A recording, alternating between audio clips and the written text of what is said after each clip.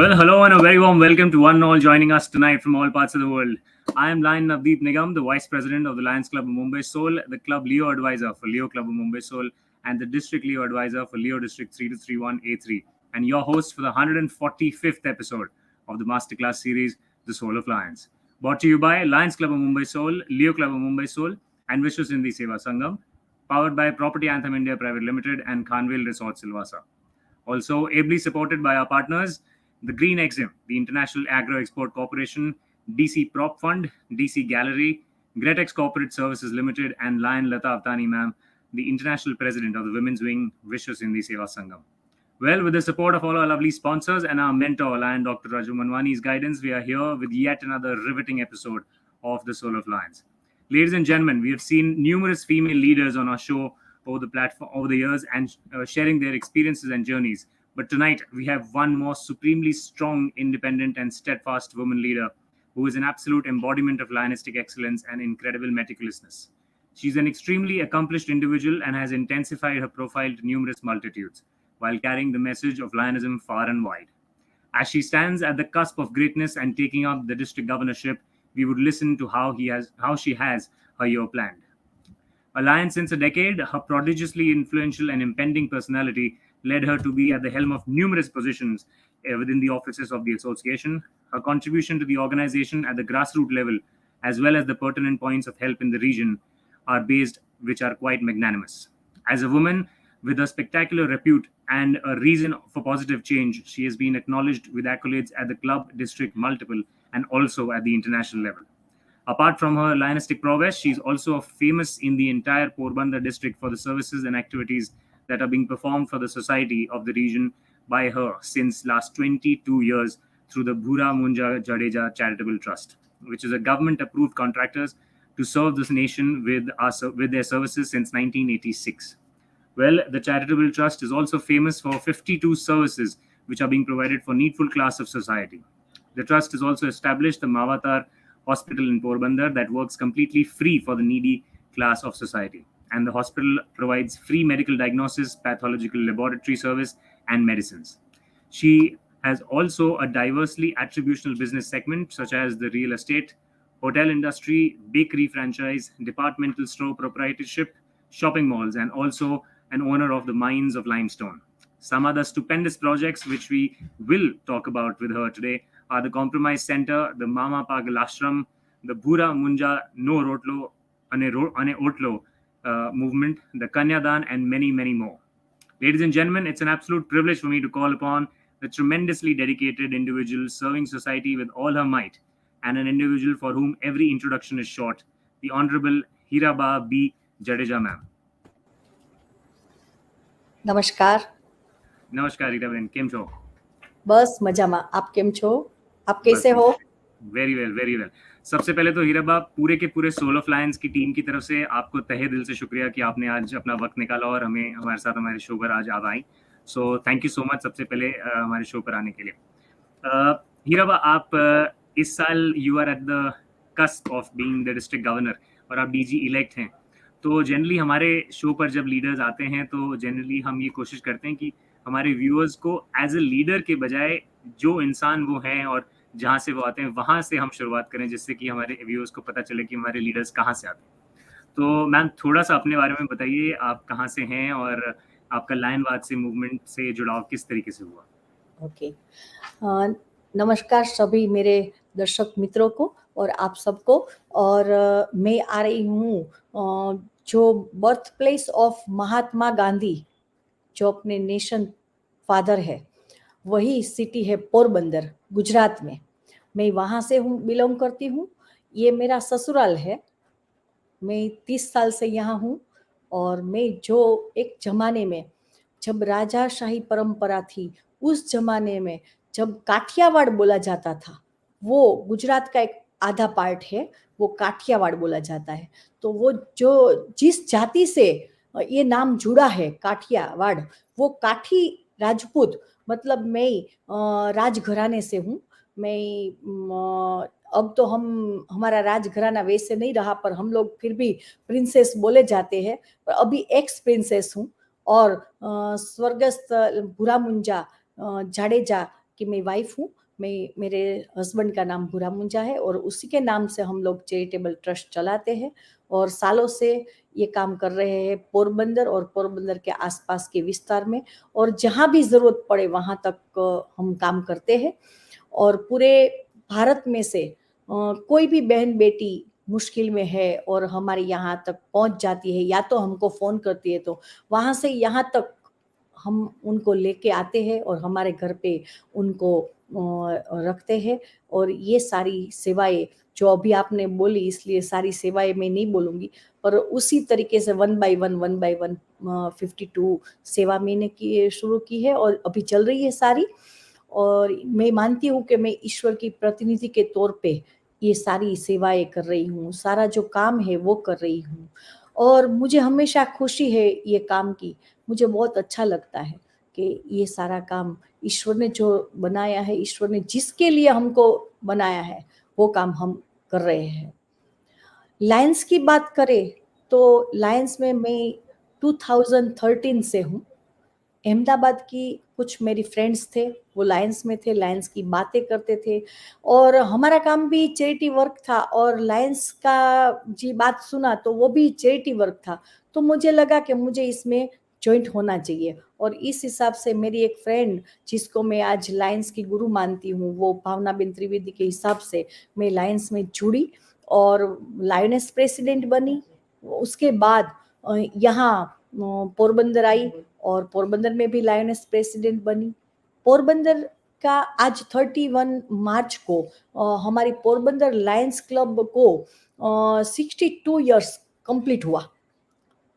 तो हमारे यहाँ 58 इयर्स तक लेडीज को नहीं लिया जाता था, पर मेरी कामगिरी के तौर पे सभी लोगों ने मेरे को सम्मानित किया और मेरे को यहाँ लायंस के मेंबर के तौर पे लिया और उसके बाद मेरी लायंस की एक नई जर्नी शुरू हुई। लायंस प्रेसिडेंट बनी 1920 में और उसी टाइम कोरोना आया, तो कोरोना में भी ईश्वर ने तक दी थी मुझे, तो बहुत अच्छी सी सेवा हर रोज़ 10 से 15 हज़ार लोग को हंगर प्रोजेक्ट मैंने किया, लोगों के घर तक खाना भिजवाया और और बहुत सारी सेवाएं। उस टाइम मुझे इंटरनेशनल अवार्ड भी लायंस ने दिया और वहीं से बस प्रेसिडेंट, उसके बाद रीजन चेयरपर्सन और उसके बाद second vice district governor, first vice district governor और आज मैं आपके सामने इलेक्ट गवर्नर के तौर पे आपके सामने हूँ।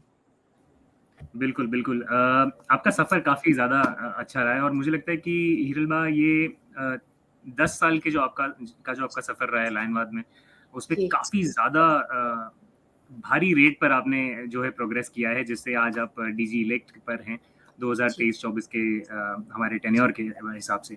लीडरशिप जो है उसके बारे में अगर बात करें तो लीडरशिप आप में पहले से ही रही है, क्योंकि आपने जब लायनवाद जॉइन किया तो 2013-14 में भी आपने लायनेस प्रेसिडेंट के तौर पर अपना कार्यकाल संभाला और उसके बाद लायनेस डिस्ट्रिक्ट प्रेसिडेंट भी रही आप 2015-16 में।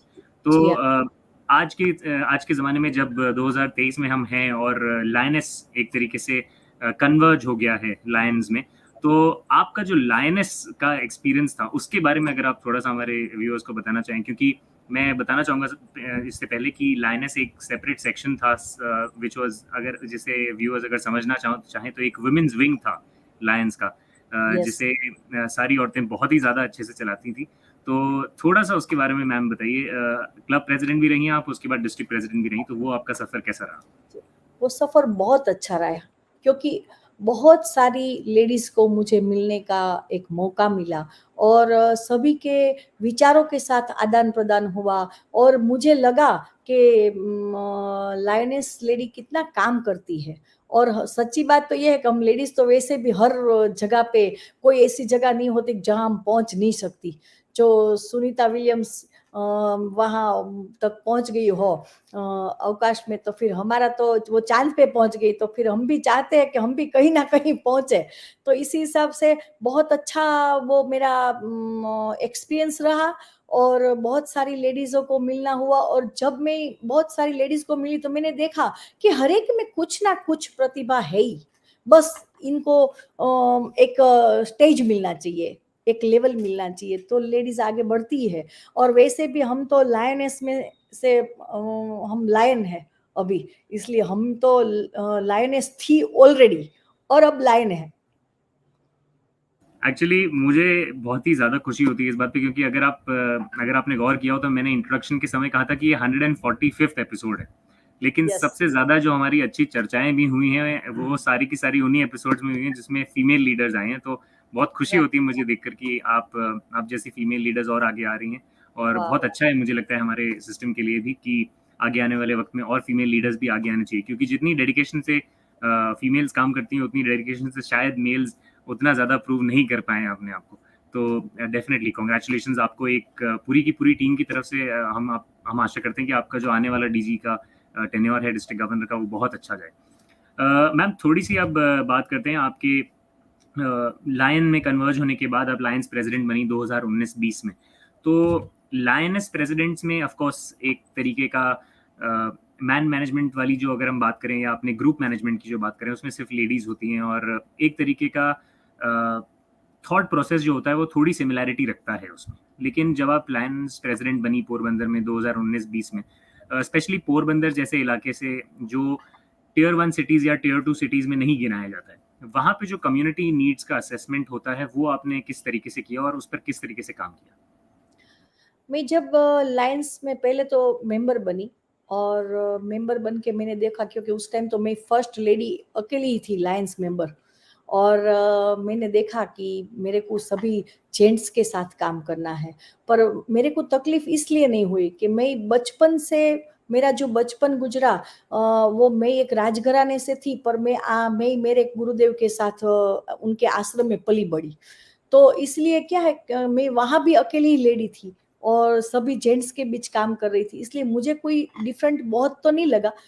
फिर भी हम एक लेडीज है, हमको लेडीज के तरीके से काम तो करना ही पड़ता है, और मुझे ऐसा कोई मतलब इतना कोई तकलीफ नहीं लगा, क्योंकि सभी हमारी जो लायंस यहाँ के लायंस मेंबर्स है वो सभी मेरा बहुत मान सम्मान करते हैं, इसलिए मेरी हर बात पे हमेशा उन लोगों ने साथ दिया, और हम लोग ने हमेशा हर एक काम सब ने मिलके किया, टीम वर्क में किया। जो एक हमारा ट्रस्ट काम कर रहा था उसमें मैं अकेली काम कर रही थी, या तो मेरे जो स्टाफ थे, मेरे जो स्वयं सेवक थे वो काम कर रहे थे, पर यहाँ मेरे को लायंस में आने के बाद लायंस के सारे मेंबर्स मेरे साथ काम में जुड़े, और एक परिवार जे का माहौल मुझे मिला, और आज तो मुझे बहुत अच्छा लगता है कि मैं लायंस में हूँ, क्योंकि यहाँ फैमिली है, यहाँ टीम वर्क में चैरिटी वर्क है, यहाँ बिजनेस के अलग अलग लोग मिलते हैं, बिजनेसमैन मिलते हैं, बिजनेस वुमेन्स मिलती है, तो उसी तरीके से मुझे बहुत अच्छा लगता है, और खास तौर से पोरबंदर ने तो मुझे बहुत सपोर्ट दिया है, तभी तो मैं इतना काम कर सकती हूँ ये एरिया में, और यहाँ के लोग मुझे बहुत अच्छे से मान देते हैं और मुझे माँ बोलते हैं। आज कोई बड़ा है या छोटा है, मोस्टली सब लोग मुझे माँ बोल के मेरे पास आते हैं, काम करते हैं, और मैं भी जो मेरे से हो सकता है वो काम करती हूँ। बिल्कुल, बिल्कुल। नहीं, बहुत सही कहा आपने। मैम एक सवाल हमेशा मैं पूछता हूँ हमारे लायन लीडर्स से कि जो भी सेवा भाव के कार्य करने में इंटरेस्टेड रहते हैं लोग और आगे बढ़ के अपने करियर में इस पाथ को चुनना चाहते हैं, कई बार ये हम देखते हैं कि कई सारी ऑर्गेनाइजेशंस हैं पूरे दुनिया में जो सोशल वर्क कर रही हैं और कई अलग-अलग तरीके से सोसाइटी की मदद कर रही हैं। तो आपने लायंस को जो चुना, वो आपने कहा कि आपकी फ्रेंड्स थी तो इसके लिए आप लायनवाद से जुड़ी। लेकिन हर एक लायन लीडर का एक मोमेंट ऐसा होता है जब उसे ये लगता है कि नहीं, लायंस से जुड़ के मैंने बहुत अच्छा किया, क्योंकि सारी अदर बाकी ऑर्गेनाइजेशन से बिल्कुल अलग है लायंस। तो जो आपको एक मोटिवेटिंग फैक्टर लगता है अपने लायंस बने रहने का और लायंस से जुड़ने का, ना कि बाकी सारी जितनी सोशल ऑर्गेनाइजेशंस हैं, वो क्या डिफरेंस लगता है? मैं ऐसा मानती हूँ, मैंने जब लाइन ज्वाइन किया और लायंस का सारा मैंने जब एजुकेशन लिया, पढ़ा, तो मुझे सबसे पहले बात तो बहुत सारी एनजीओ विश्व में है, पर सबसे बड़ी आज नंबर 1 एनजीओ है तो वो लायंस है। और इनके जो मेन जो सबसे पहले इंसान जिसने ये लायंस बनाया, मेलविन जोन्स, जिन्होंने आज 105 साल से अपनी एक लायंस चल रही है, तो इनका जी मतलब लाइफ मैंने पढ़ा, मुझे बहुत अच्छा लगा। तो एक तो सबसे पहले कि विश्व की सबसे फर्स्ट नंबर की एनजीओ है, बहुत अच्छा सा सेवा सेवा का कार्य करती है, साथ में लीडरशिप, मेंबरशिप ग्रोथ, और सब कुछ बहुत कुछ LCI फंड भी के लिए भी हम काम करते हैं। तो ये सारी जो भी कामगिरी है वो एक समाज के बहुत जो भी मतलब नीडी पीपल है वहां तक अपनी कामगिरी जाती है। तो मैं ऐसा चाहती थी कि मैं जो काम कर रही हूँ यहाँ सिर्फ पोरबंदर डिस्ट्रिक्ट में कर रही हूँ, पर जब मैं लायंस से जुड़ी तो मुझे लग रहा है कि मैं पूरे विश्व में मेरा फैमिली है और मेरे पूरे विश्व में हम सेवा करते हैं। और ये फीलिंग्स जो आती है वो लायन मतलब सही लायन की फीलिंग आती है मुझे। बिल्कुल बिल्कुल सही कहा आपने। आई थिंक बहुत ही ज्यादा बढ़िया इंटरव्यू जा रहा है। मुझे बहुत मजा भी आ रहा है आपसे बात करके और आपके एक्सपीरियंसेस सुनकर। इसीलिए मैं चाहता हूँ कि पूरी सोल ऑफ लायंस की टीम की तरफ से आपको एक सरप्राइज भी दिया जाए। आप ही की जानकार मेरे हिसाब से 323J की डिस्ट्रिक्ट गवर्नर 2008-2009 माननीय लायन मोना सेठ मैम भी हमारे साथ आज जुड़ी हैं। तो मैं चाहूंगा कि प्रदीप जी अगर आप मोना मैम को स्क्रीन पर ला सकें। नमस्कार मोना बेन। मोना बेन आप म्यूट हैं, आप अगर अनम्यूट कर सकें अपने आप को। यस जी सॉरी। नमस्कार नमस्कार नमस्कार। जी सबसे पहले तो Mona ma'am thank you so much इस शो पर आने के लिए। आपने अपना कीमती वक्त निकाला इस शो के लिए। एंड हिरलबा मैं मानता हूँ कि हाँ ये सरप्राइज आपको काफी पसंद आया होगा। बहुत बढ़िया जी क्योंकि मोना बेन भी मेरी एक गुरु है, मेरी मेंटोर है। Yes thank you. मुझे समय समय पे बहुत कुछ नॉलेज उन्हीं से मिला है। और हमारे डिस्ट्रिक्ट में भी हमें 6th मतलब 6ठी लेडी हूँ जो गवर्नर बन रही हूँ। और बिल्कुल बिल्कुल इसमें भी मैं डेफिनेटली जी मैं बिल्कुल चाहूंगा कि मोना मैम अगर आप कुछ सवाल या कुछ एक्सपीरियंसेस अगर आप शेयर करना चाहें हमारे साथ आज इस ऐतिहासिक एपिसोड पर, तो the floor is all yours ma'am. जरूर। सबसे पहले तो congratulations to Lions Club of Soul 145th episode. ये कोई छोटी बात नहीं है। And Navdeep, you are doing an excellent work. I admire you and your capacity to ask questions, and every day, every episode you come out with so many new things. So congratulations to you and the whole club.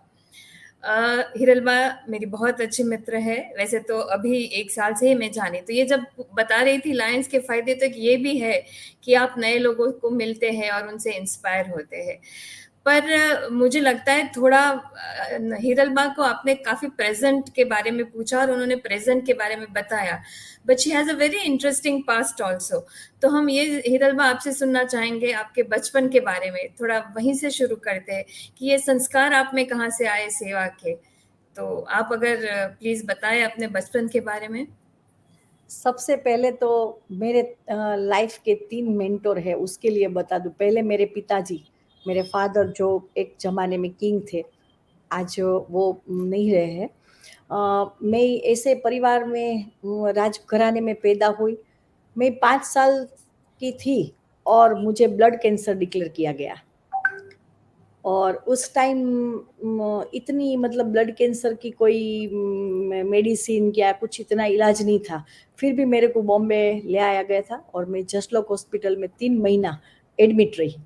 और वहाँ से मेरी journey एक नया जन्म मतलब शुरू हुआ कि जब डॉक्टरों ने बोल दिया कि अब ये बचेगी नहीं, तब मेरी माँ ने सोचा मेरे गुरुदेव के बारे में, क्योंकि मेरे जो मेंटोर थे कि वो गुरुदेव तो बोलते थे कि भाई ये बेटी मेरी है, तो आज तो ये बेटी मरने चली है, तो गुरुदेव कहाँ है।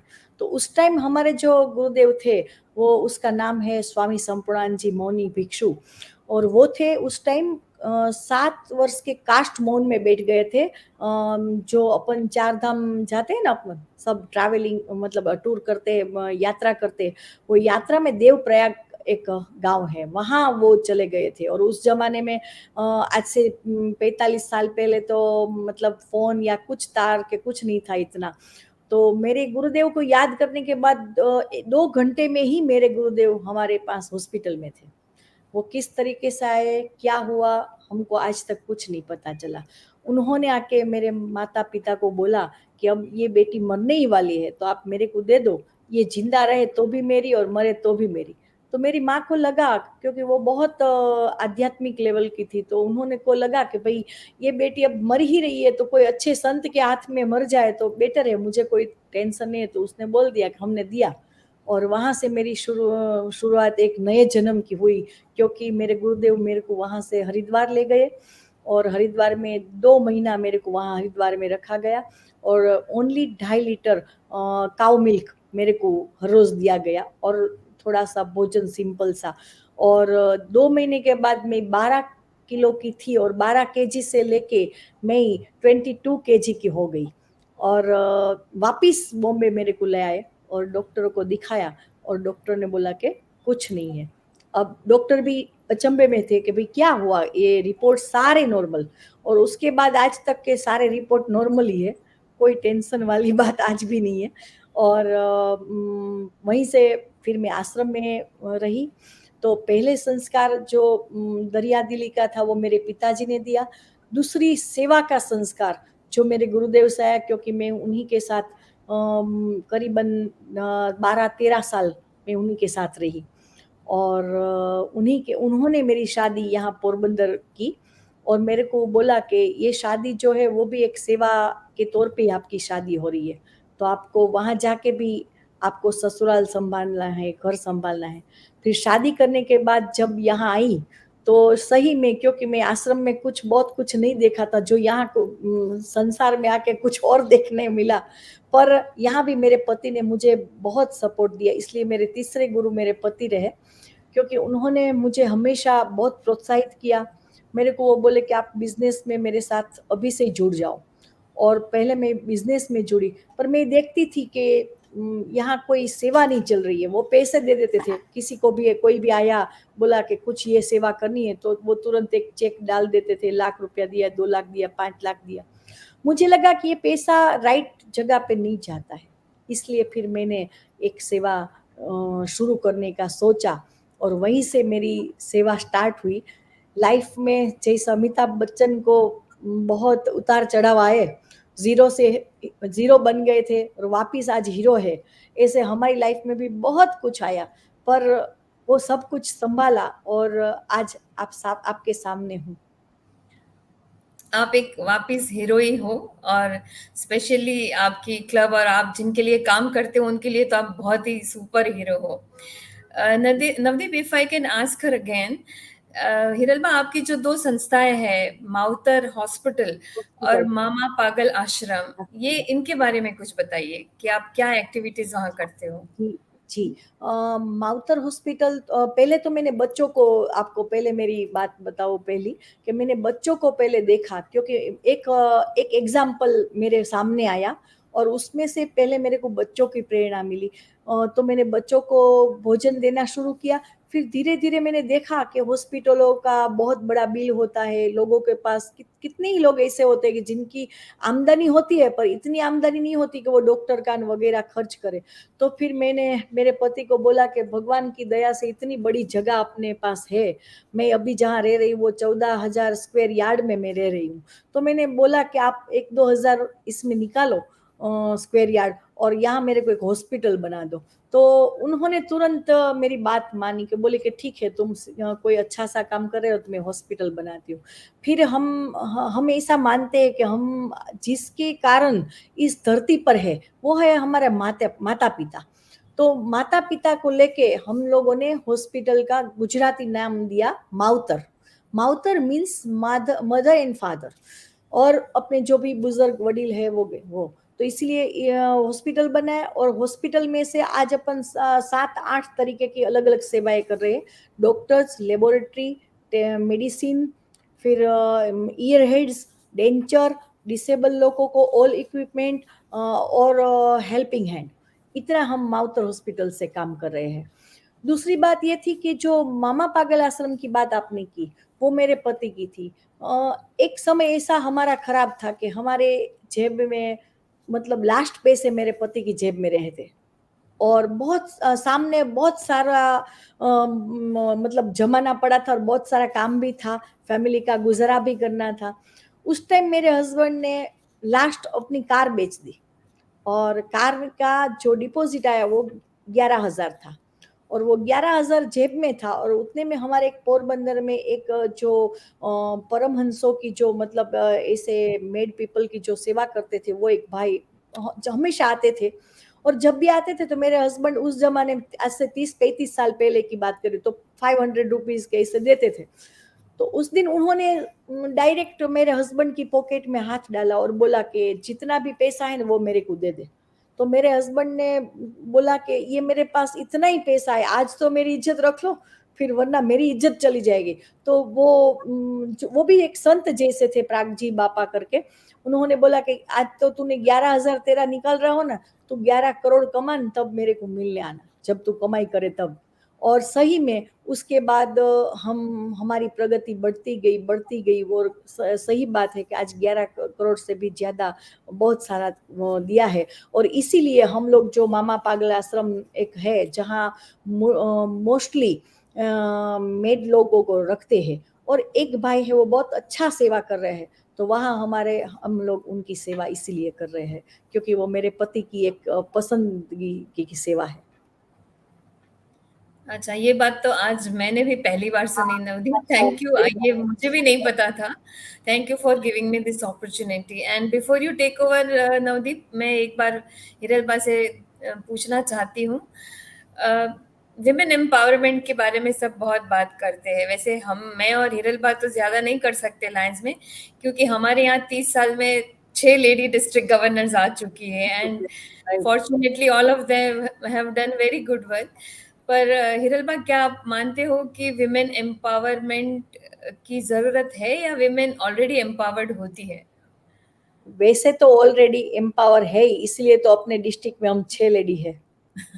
मैं 6 मेरा नंबर 6 है, बराबर है। और दूसरी बात है, जहां जहां भी लेडीज को जो मौका मिलता है या तो कोई ऐसा रास्ता मिल जाता है तो वुमेन एम्पावर्स है ही। क्योंकि पुराने जमाने की बात करो या आज की बात करो, हर जगह पे जहां भी लेडीज को मौका मिला है वहां वो अच्छे से अच्छा काम करती है, उनकी ड्यूटी अच्छे से अच्छे वो निभाती है। इसमें आप सोचो कि मैंने सुनीता विलियम्स का नाम बोला।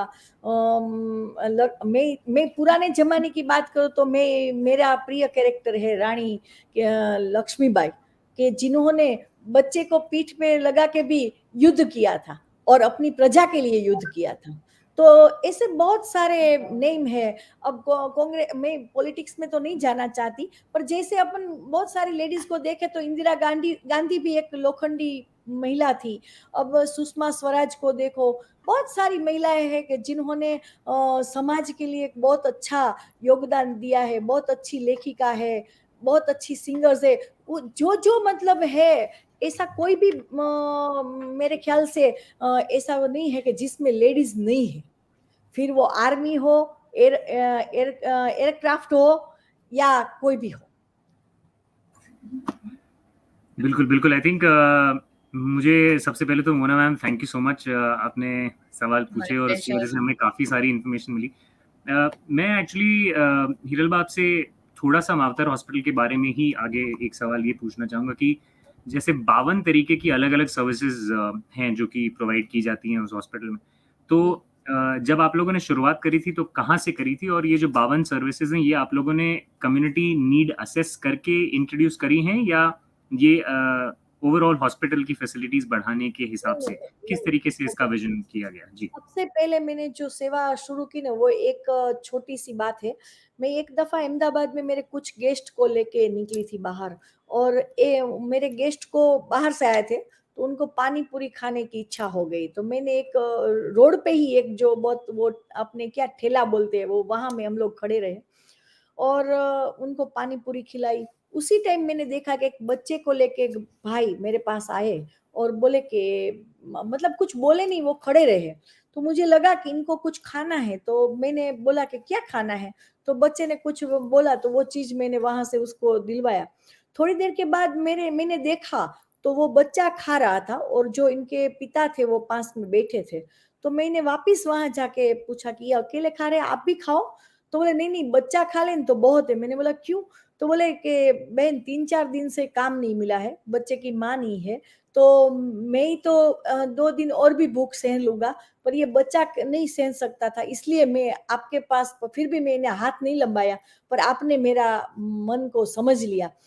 तो उस टाइम मुझे लगा कि नहीं, सही बात है, ये बच्चों को कौन अच्छा खिलाएगा। तो मैंने वो भाई को भी बाद में तो खाना खिलाया। फिर मैंने वो बात घर पे जाके मेरे पति को बोली और मैंने बोला कि मुझे कुछ करना है, बस मैं ये सहन नहीं कर सकती। क्योंकि सैटरडे संडे जब आता है और कोई ऐसा बच्चा है कि जिसके पिता के पास या इतनी आमदनी नहीं है, तो वो क्या करेंगे। और वो बच्चा सब दूसरे बच्चों को, जब कोई पैसे वाले बच्चे हैं तो उसके सामने वो बेचारा देखता रह जाएगा। तो उसी हिसाब से मैंने मेरे बंगले पे एक सेवा स्टार्ट की, बच्चों को भोजन कराने की। तो मैं पहले तो मैंने सैटरडे संडे का किया। तो सैटरडे संडे एक मिठाई, एक स्वीट और एक मतलब कोई नमकीन, मतलब पानी पूरी है, पानी पूरी नहीं, सॉरी, भेल पूरी, पाव भाजी, एटसेट्रा। फिर मेरे हस्बैंड ने धीरे धीरे ये एक्टिविटी देखी तो बोले कि तू तो बहुत अच्छा काम कर रही है, चल इसमें मैं भी कुछ मिलाऊं। तो उन्होंने फिर फ्रूट देना शुरू करवाया। फिर उनको पानी पूरी बहुत अच्छी लगती थी, तो हर संडे हमारे घर पे 2-3 हजार पानी पूरी चली जाती थी। इतने सब बच्चे खाते थे। और बहुत, फिर तो बहुत कुछ नया हुआ उसमें से, बच्चों को आइसक्रीम खिलाने लगे, जो भी मतलब सीजन के मुताबिक।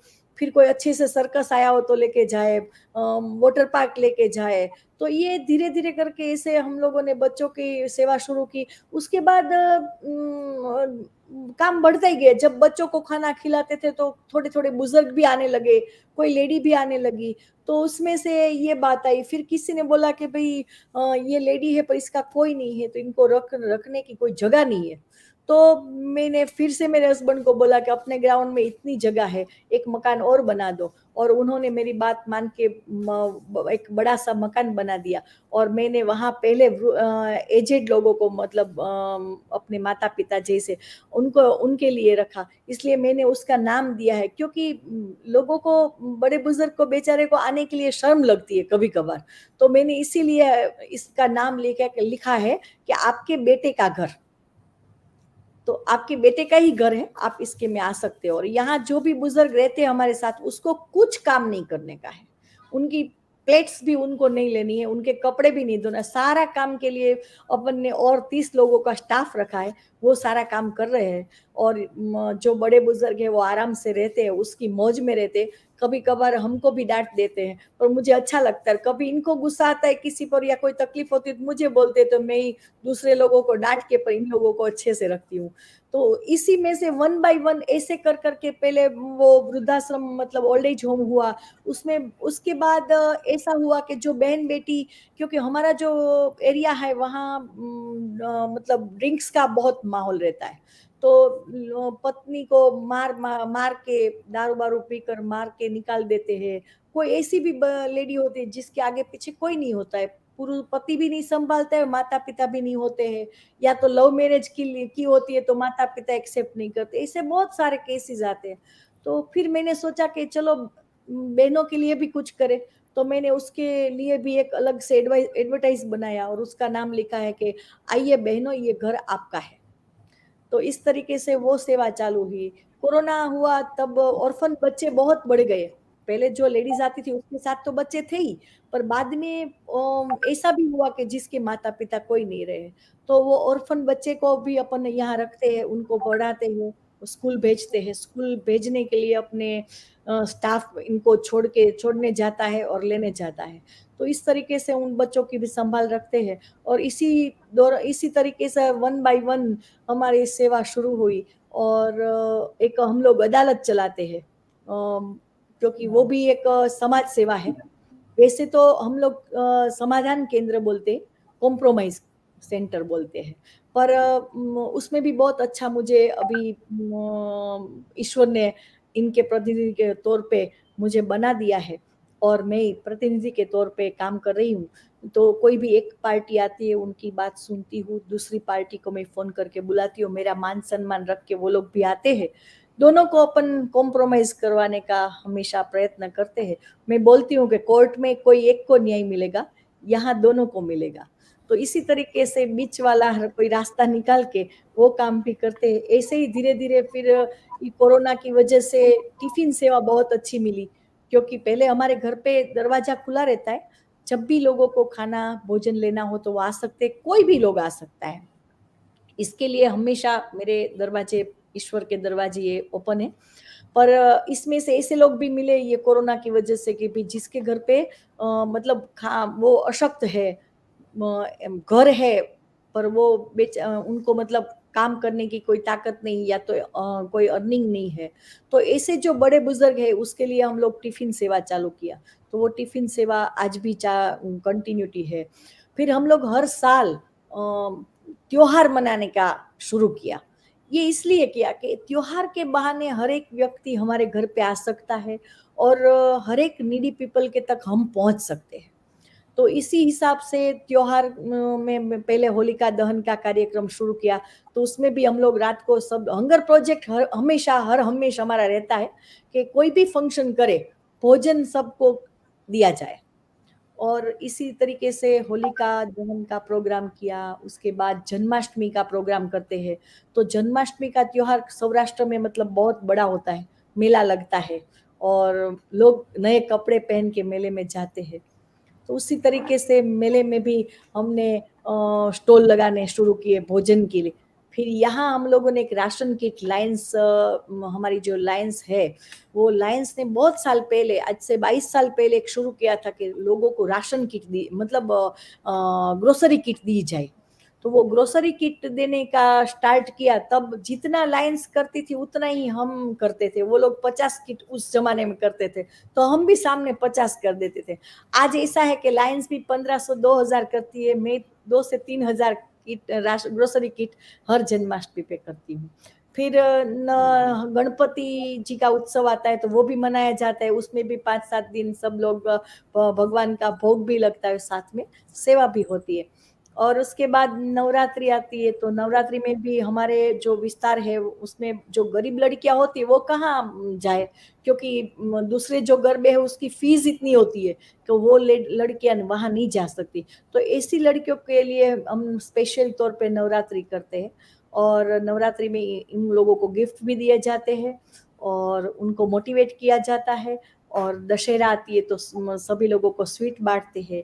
दीपावली आती है तो पटाखे तो जलाते ही सब बच्चे हमारे घर पे, पर साथ में स्वीट और नमकीन भी सब साथ में रह के खाते। हम लोग पूरे साल के सारे उत्सव हम हमारे घर पे सभी के साथ करते हैं।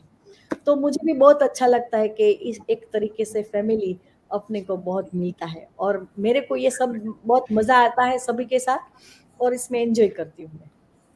बिल्कुल, मुझे लगता है कि ये जो एक्सपीरियंस के बारे में आपने बताया और ये जो साल भर की आपकी एक्टिविटीज़, एक तरीके से जिन त्योहारों के बारे में आपने बात करी वो हर साल आते हैं, तो हर साल इतना ज़्यादा जो एक्टिविटीज़ आप सोशल लेवल पर कर रही हैं, मुझे लगता है कि कई सारे हज़ारों लोगों की ज़िंदगी में खुशी आप भी भर रही हैं अपने कार्यों से, तो बहुत अच्छी बात है।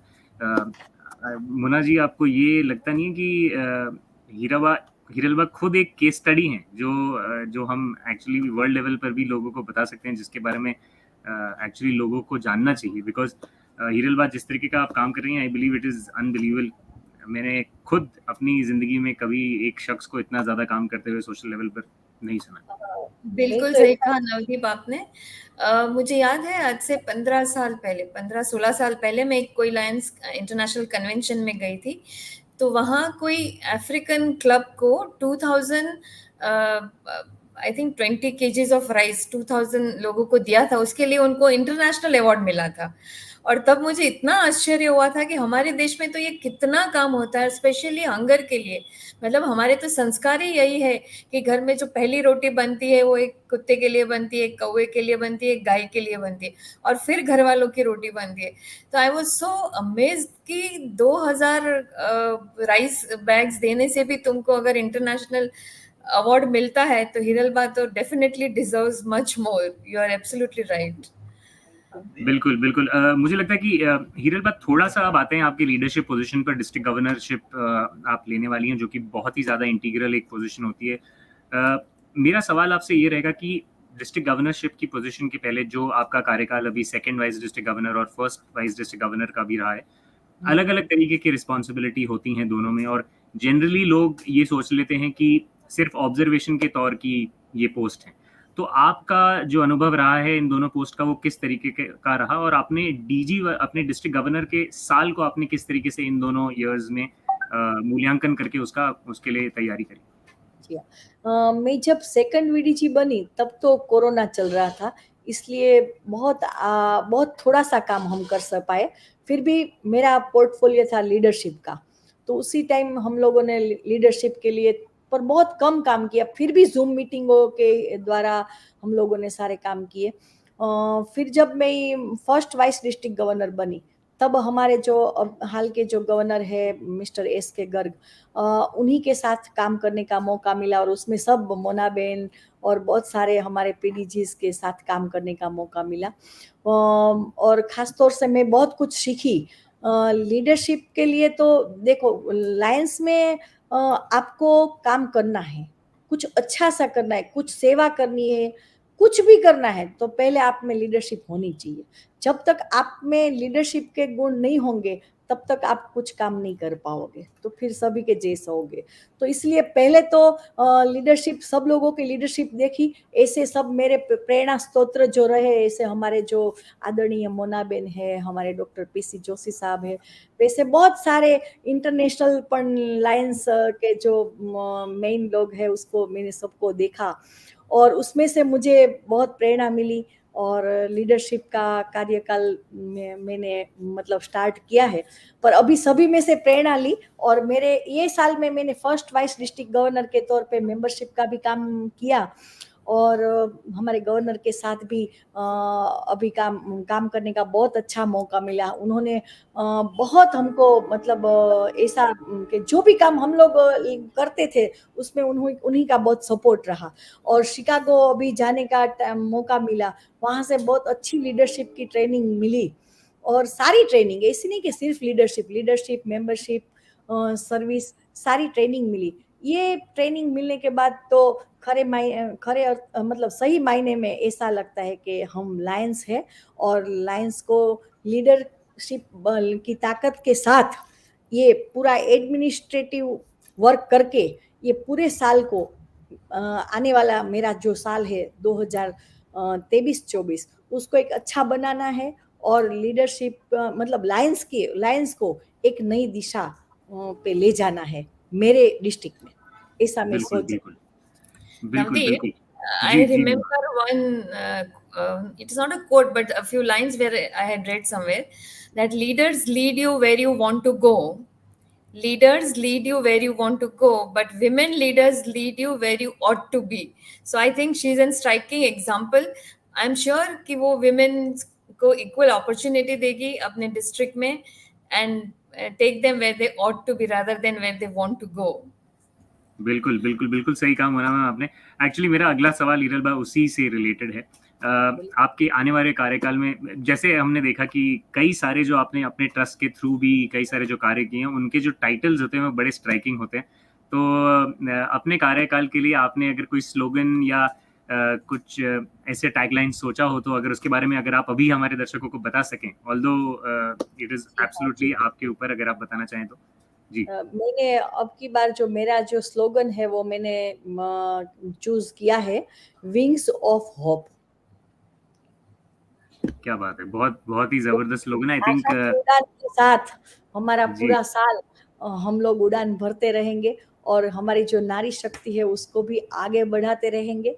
और एक ही बात है कि सभी को एक ही बात समझानी है, लीडरशिप है, सर्विस है, वो तो सबको करना ही है। पर मेरी एक बात रही है कि ईश्वर का दिया है, ईश्वर को देना है। ईश्वर ने अपने को दिया है, और हमको ईश्वर को देना है। बस ये एक ही बात मैं मानती हूँ। और सेवा परमो धर्म का जो मेन स्लोगन है वो भी सार्थक करना है। पर जी। मेरा मेन स्लोगन है विंग्स ऑफ होप। बिल्कुल, सभी बिल्कुल। लेडीज को, हमारी जो लायंस है, सभी को विंग्स के साथ उड़ान भरनी है। बिल्कुल, डेफ़िनिटली नहीं, सबसे पहले तो आपको स्लोगन के लिए बहुत ज़्यादा बधाई, क्योंकि आई बिलीव इस स्लोगन के हिसाब से ही आपके टेन्योर में काम भी होगा और उसी तरीके की सफलता भी आप लोगों को मिलेगी। मेरा अगला सवाल ये था कि डिस्ट्रिक्ट गवर्नर बनने के पहले कई सारी रिस्पॉन्सिबिलिटीज़ होती हैं। जैसे सबसे बड़ी एक जो रिस्पॉन्सिबिलिटी होती है, वो होती है कैबिनेट का जो फ़ॉर्मेशन होता है। जब या आप कोई भी लीडर एक कैबिनेट का फ़ॉर्मेशन करता है, तो जैसे कि सब जानते हैं, एक डिस्ट्रिक्ट में कई सारे क्लबों का एक जुड़ा हुआ एक समूह होता है जिसके थ्रू एक डिस्ट्रिक्ट लीडरशिप बनती है। तो मैम, कैबिनेट एक्सपेंशन के वक्त कई लोग ये सोचते हैं, कई क्लब्स ये सोचते हैं कि अगर उनके रिप्रेजेंटेटिव्स भी डिस्ट्रिक्ट में हो या कैबिनेट में हो तो उन्हें थोड़ा ज़्यादा मोटिवेशन रहता है उस साल काम करने का। तो आपने किस तरीके से कैबिनेट फॉर्मेशन को देखा है और अपने आने वाले कार्यकाल के लिए उस पे काम किया है?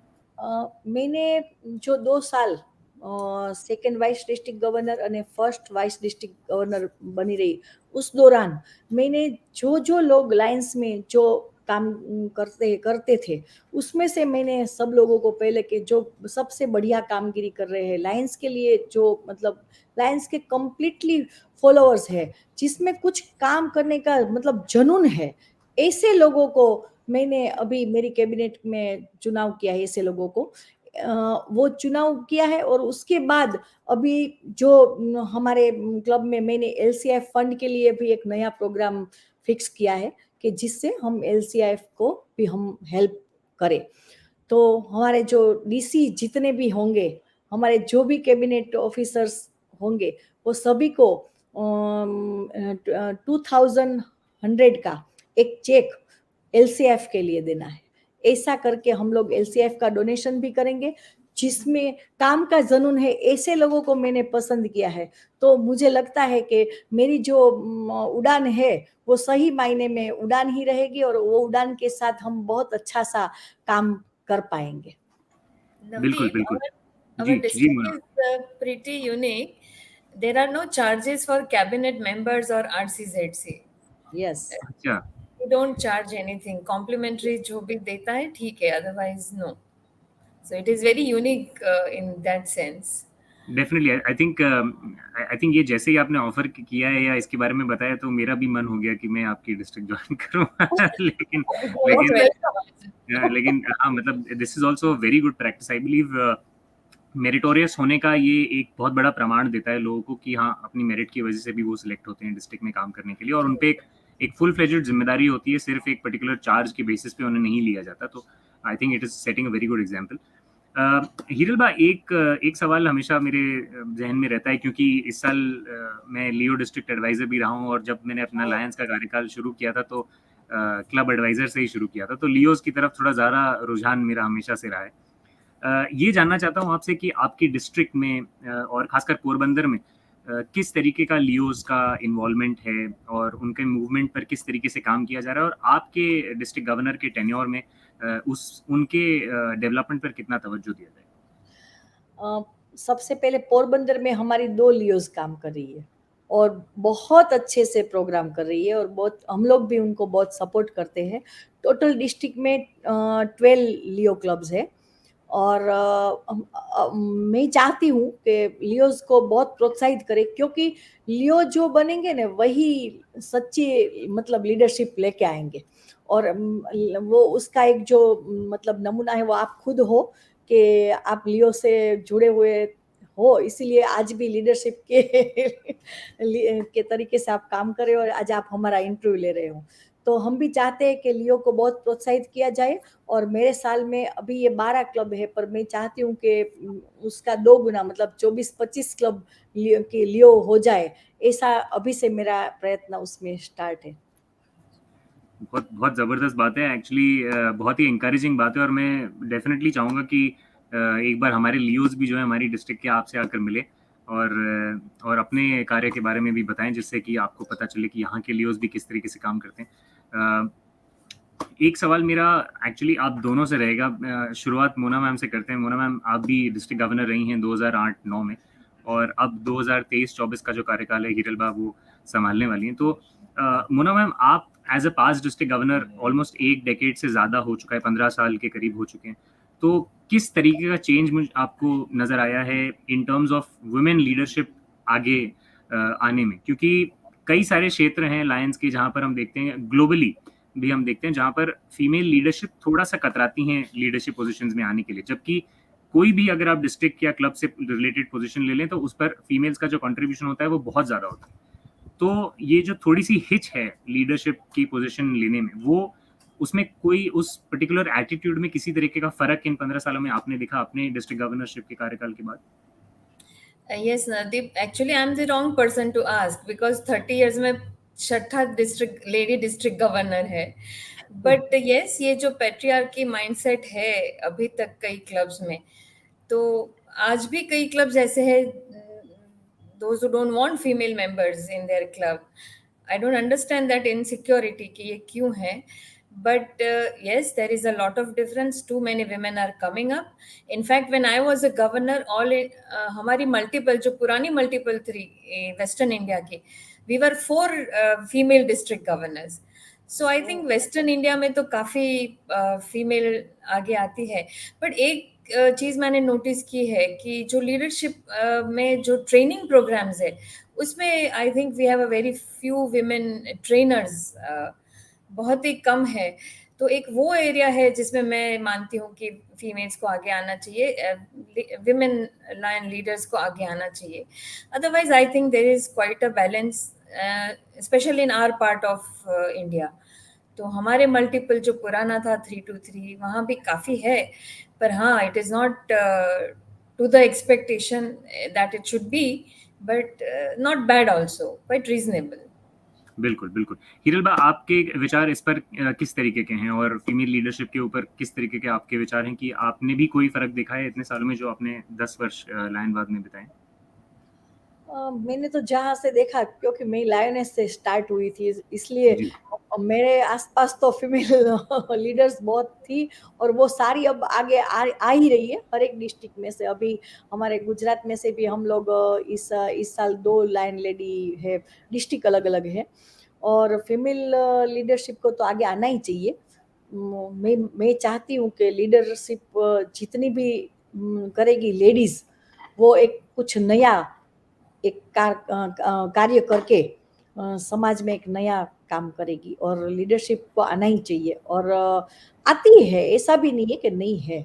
मैं तीसरी बार शायद बोलूंगी, पर जो हमारा जो डिस्ट्रिक्ट है, इसमें हम ये जो बहुत छोटा सा वैसे हमारा डिस्ट्रिक्ट बोला जाए 3 to 3 पर हम इसमें छठी लेडी तो है ही. बिल्कुल बिल्कुल. बिल्कुल सही कहा आपने. आई थिंक आप दोनों को ये बहुत अच्छा प्लेटफॉर्म है. मुझे आपको बताने में बहुत खुशी हो रही है एक्चुअली कि लियोज, जैसे आपको पता है कि 18 से 30 की उम्र तक के कार्यकाल में होते हैं. तो हमारे जो इस बार के डिस्ट्रिक्ट प्रेसिडेंट हैं लियोलाइन शिशिर महेश्वरी, उन्होंने हमारी जो पीआर हैं इस साल की पीआर हेड चेतना गुप्ता, उसके साथ मिलकर उन्होंने बेसिकली एक मुहिम ये छेड़ी है कि आने वाले कुछ महीनों में ये लोग एक फीमेल कॉन्क्लेव के तरीके की कोई एक मुहिम शुरू करने वाले हैं, जिससे सारे जो फीमेल लीडर्स हैं, चाहे वो लियोज हों या लायंस हों, उन्हें वर्ल्ड ओवर में कनेक्ट किया जाएगा, और एक पर्टिकुलर प्लेटफॉर्म के थ्रू कनेक्ट किया जाएगा, जिससे कि विचारों का भी आदान प्रदान हो, और उसके अलावा लीडरशिप के लिए भी प्रोत्साहन दिया जा सके सारे लीडर्स को, स्पेशली टू द फीमेल्स. सो मतलब मैं सिर्फ यही आई रियली अप्रिशिएट दिस. ये होना ही चाहिए. If there is an example set before you, you get motivated and you get charged up. So that's an excellent idea. Congratulations to Shashank and Chetna. I think they जी जो बिल्कुल actually. और and I was actually surprised to the max because ये Leos की तरफ से आया है ये सुझाव, और इस पर हमने काफी काम किया. तो आई थिंक आने वाले लीडर्स भी यही लोग हैं. तो आई बिलीव लायनिज्म भी बहुत अच्छे हाथों में ही है जो जा रहा है. हिरल बा, थोड़ी सी बात करते हैं अब आपके आने वाले कार्यकाल की प्लान्स एंड पॉलिसीज के बारे में. डिस्ट्रिक्ट गवर्नर होने के तहत आपको कई सारे फोकस एरियाज भी आइडेंटिफाई करने पड़ते हैं, और सिर्फ अपने शहर से सीमित नहीं, अपनी पूरी डिस्ट्रिक्ट से सीमित तरीके से आपको मूल्यांकन करना पड़ता है कि किन चीज़ों पर आपको काम करना है. तो थोड़ा सा अपने प्लान्स एंड पॉलिसीज के बारे में अगर आप बताना चाहें, और कुछ फोकस एरियाज जिन पे आपका मेन फोकस रहेगा. मेन तो अब की बार ऐसा सोच रहे हैं कि वैसे तो फोकस प्रोजेक्ट जो इंटरनेशनल लाइंस का जो है वो तो हमको सभी करना ही होता है, पर मेन फोकस अब की बार चाइल्डहुड कैंसर के लिए खास तौर पे काम करना चाहती हूँ. और विजन के लिए, विजन में भी वैसे तो कैक्टस का ऑपरेशन वगैरह तो सब होता ही है, पर हम लोग आई डोनेशन का एक बैंक, आई डोनेशन बैंक चलाना चाहते हैं. वो भी एक, इनके पर भी मैं काम करना चाहती हूँ. बाकी तो जो सामने आता है वो हर एक काम करना ही करना है, और हर एक जो भी कार्य आता है वो अपने को करना है, बहुत अच्छे तरीके से करना। जो जो क्लब का जो कभी कभी अलग अलग क्लबों का अलग अलग बात होती है, उनका कोई कोई ब्लड डोनेशन कैंप के लिए काम करता है तो उसको उसमें मोटिवेट करना है, जो मेंबरशिप ग्रोथ करना है, क्लबें बनानी है, क्योंकि लोगों को ग्रास रूट लायंस के साथ जोड़कर हम लोगों को आगे काम करना है, क्योंकि हमारे साथ ग्रास रूट लायंस होगा तभी हम भी मतलब कुछ काम कर पाएंगे।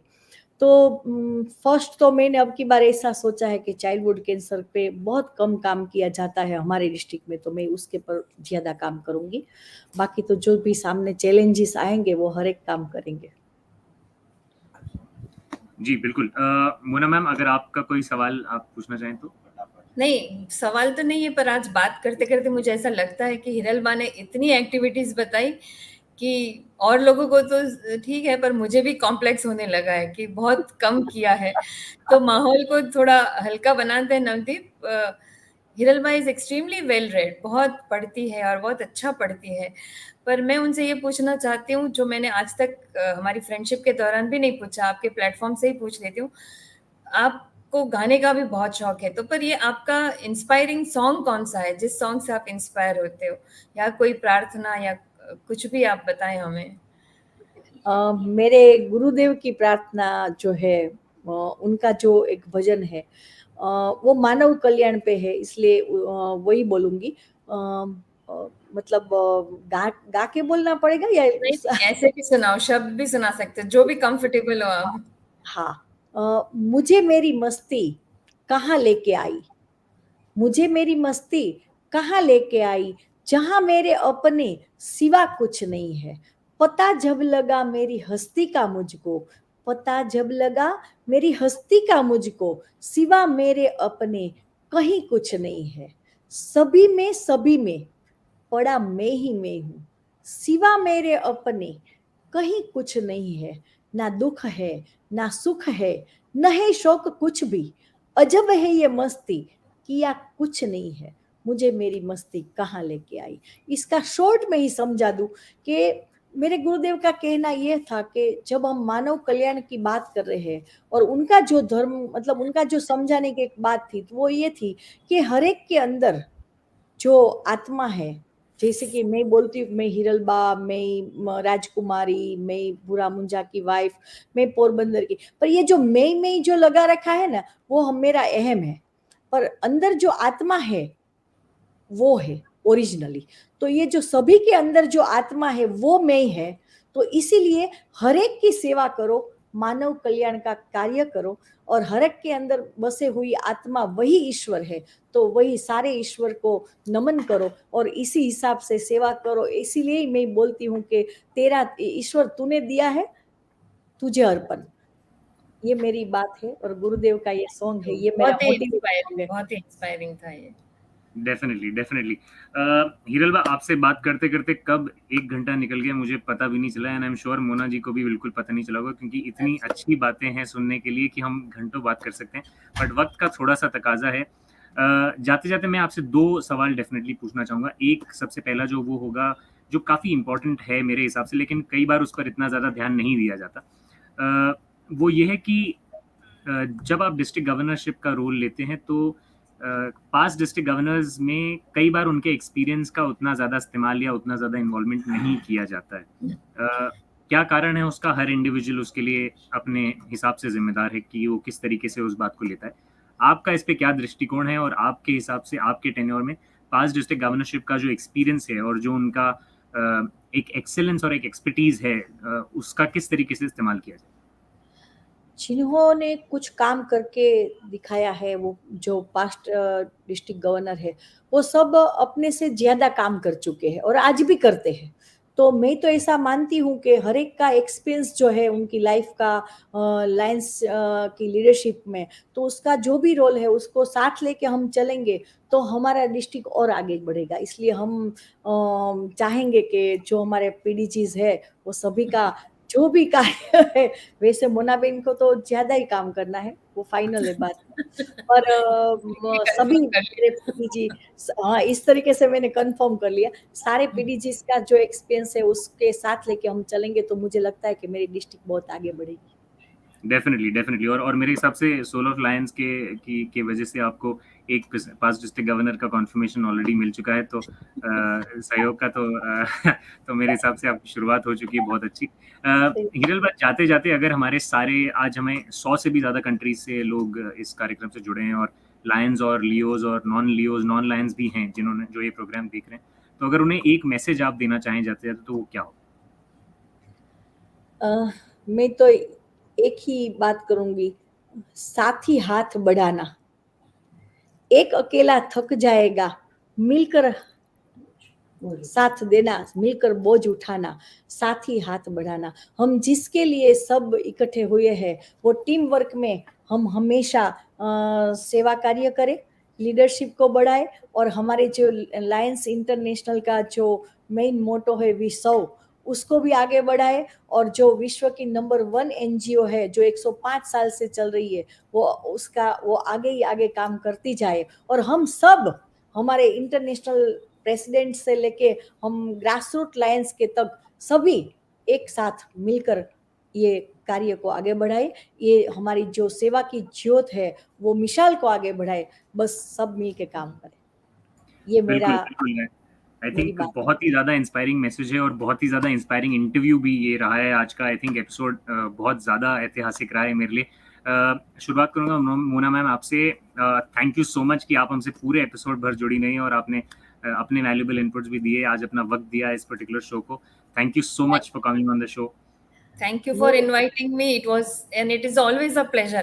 I think I'm coming for the third or the fourth time, and every time it is a very good experience. Thank you, Navdeep. You are doing a wonderful job. Thank you so much. Thank you. मैं भी and आप हिरल बा लोगों को, जी, आपको thank you करती हूँ, the VSS को थैंक्स कर रही हूँ, सोल ऑफ लायंस को, सबको थैंक्स कर रही हूँ कि जिन्होंने मुझे यहाँ बुलाया, प्लेटफॉर्म दिया, और मेरा इंटरव्यू आप सब लोगों ने किया, आपने किया खास तौर पे। मैं आपकी और मोना जी की, दोनों की बहुत आभारी हूँ। thank you ma'am, thank you so much. Well, ladies and gentlemen, that was the 145th episode of the Soul of Lions. As I did, I am pretty sure all of you also must have enjoyed the episode to the max and would have learned a lot of things which you can take home and implement in your daily life also, in terms of serving towards society. I thank all the sponsors of Soul of Lions who've been continuously supporting us for 145 episodes, and I believe and I'm pretty sure that it's going to be for many more episodes to go on. Until next week, this has been a fabulous experience. This is your host, Lion Navdeep Nigam, signing off. See you next week. Good night and goodbye.